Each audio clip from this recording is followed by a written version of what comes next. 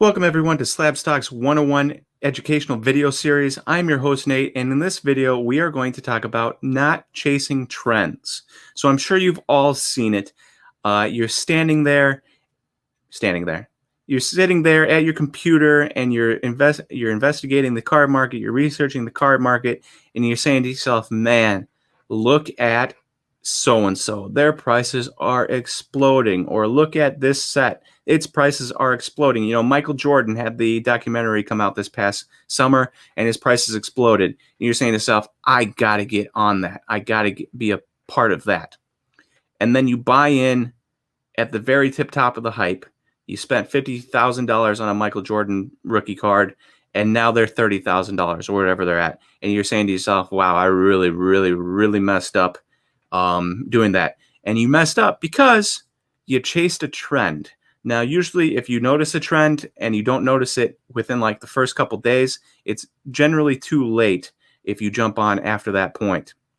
But not always, and we're going to cover some today. So usually jumping on a trend is a bad idea. Usually you want to look for the next trend. But we're going to cover a trend that happened this past year in 2012 Prism and 2014 Prism, first-year Prism cards. And we're going to cover some prices that happened and then just look at it from a general perspective. So first off, we have Prism 2012 Prism Basketball. So at the end of 2019, a LeBron Prism 2019 or 2012 was $25. In February, they were up to $30 to $50. Now, all of these prices have a very big price range because of condition of cards. Some people will overreact to buy it nows instead of waiting for auctions to end, that type of thing. And so you are going to get some wonky sales in here, but for the most part, I will give you ranges. So LeBron, $25 at the end of 2019, $30 to $50 in February, and all of a sudden, $100, around $100 on March 10th-ish. So around that time, all of a sudden, prices exploding. You are starting to see a trend here, right? This is a brand new trend, March 10th. And maybe it started a little bit before that. At the end of March, they were $130 to $200. Obviously, that's a huge range, but still up from the $100 at March 10th. And then people were paying upwards of $370 beginning of April, which is only a couple weeks or maybe a week later after the end of March. And then people are paying $500 plus in August for these LeBron cards. And yet nowadays we're talking high hundreds to low 200s in September for the most part for this same 2012 Prism LeBron PSA 10. Now, if you'll notice, starts out low, 30 to 50, gets to 100, goes up to 130 to 200, goes up to 375, goes up to 500, and now it's back down. So if you had bought in early, you could have made money in August. If you didn't sell, all of a sudden you're not making a ton of money unless you bought in really early, and we're talking beginning of March, right when the trend started. If you didn't buy then, you're not making money. So if you're looking at basketball and you're saying to yourself, man, this is a trend that I'm noticing where Prism cards are going up, and LeBron is the top of the tip top. I'm sure the other cards are worse on the set. You know, if you're not talking rookies, but you're talking like a Dwayne Wade 2012 Prism or a random silvers, you know, the prices have gone down too.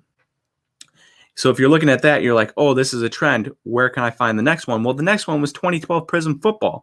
And that, for example, Tom Brady Prism Base, $5 in 2019. Late March, they were $10 to $13. So early March, LeBron cards had gone up to $100. Late March, Tom Brady cards are 10 to 13. Middle of April, they're $100 plus.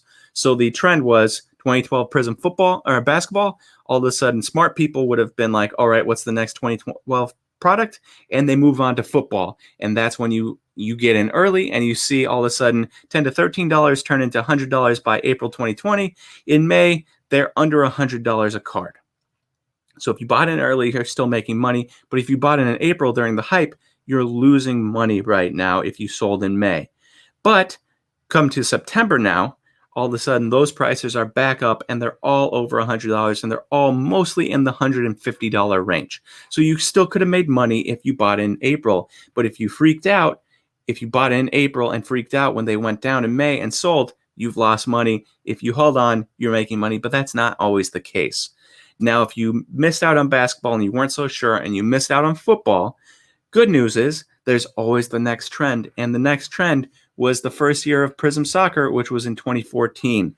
And we're looking at Messi PSA 10, Lionel Messi PSA 10. On March 16th, 2020, they were $76 PSA 10. So that is right around the time where the Prism football craze was going to start happening. March 16th, $76. So if you're looking at that, you're saying, oh, this might be the next trend. Let's get in on it. July 2nd, that same card is $520. That's 5 timesing, or more than 5 timesing, more like 6 times in your profit. July 13th, we're looking at $1,000 for a Messi PSA 10. Just absurd money. It gets better. August 6th, 2,500. August 12th, 4,500. August 24th, only 12 days after August 12th, they're back down to 2,000. And September 20th, which was 2 days ago, 2020, they are down to $1,025 for a Messi PSA 10. So you just watch this giant incline and giant decline on Messi cards. Now, you could have made money at any point as long as you sold correctly before August 12th. Buying after that point, you're probably losing money. But the moral of the story is that if it started out Prism basketball was the first trend and you missed it, you could have moved on to Prism football. And if you missed Prism football, you could have moved on to Prism soccer. And if you missed Prism soccer, you could have moved on to, buying Tiger Woods or buying Venus or Serena, or buying, any of those random sports where the greatest player of all time was undervalued and gone up. There's always trends. There's always the next trend. In football, it's running backs and wide receivers. Where's the next trend going to go? Maybe second tier running backs. So Saquon Barkley is expensive. Well, maybe Aaron Jones starts seeing his prices go up, especially since Saquon got injured. I don't want to predict trends.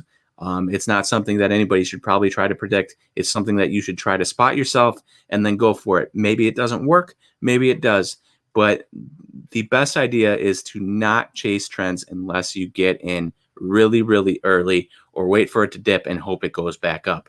Otherwise, we're looking at Messi, didn't dip, went straight up, went straight down. So far, basketball went straight up, kept going up for LeBron, went down. But football, Tom Brady, up, down, up. And even if you go into like Aaron Rodgers, I have his cards, $1 before the 2012 Prism craze. End of April, people were paying up to $50 and buy it now. So they couldn't wait for auctions. They were paying $50 right away just to get their hands on that card. Well, by the end of April, they had settled in at $20 a card.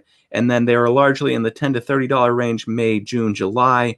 But then they've largely been in the $30 to $40 range in August and September. So you're basically getting your money back if you bought in at the high point, but still not good value, especially because the whole market has exploded.